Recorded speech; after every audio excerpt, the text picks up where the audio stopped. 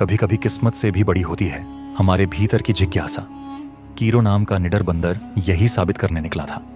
वह प्राचीन खजाने की खोज में भटकते हुए उस शापित रेगिस्तान तक पहुंच गया जिसे मौत का समंदर कहा जाता था। पुरानी कहानियों के अनुसार वहां दो राक्षस रहते थे, सैंड डेविल और ड्यून ड्रैगन। दोनों भाई थे, लेकिन उनकी भूख कभी शांत नहीं होती थी। वे हर 100 साल में जागते और किसी भी प्राणी को निगल जाते जो उस रेगिस्तान में कदम रखता।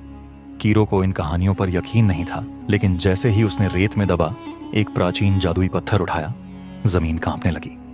रेत फट गई और वहां से सैंड डेविल उभरा, वही भयानक राक्षस जिसकी पेट में अनगिनत दांतों की कतार थी।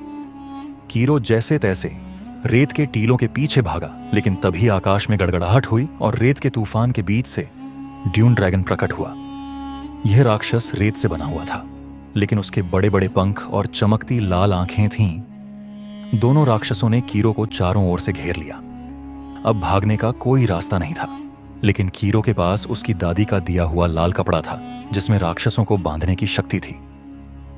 कीरो ने चालाकी से दोनों राक्षसों को आपस में भिड़ा दिया।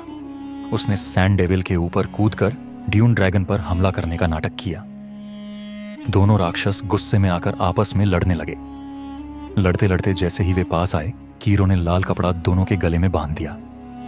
कपड़ा चमकने लगा और रेत के तूफान के साथ दोनों राक्षसों को अपने अंदर समेट लिया।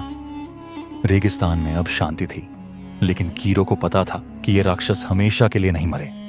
वे फिर जागेंगे, शायद 100 साल बाद या फिर उससे भी पहले।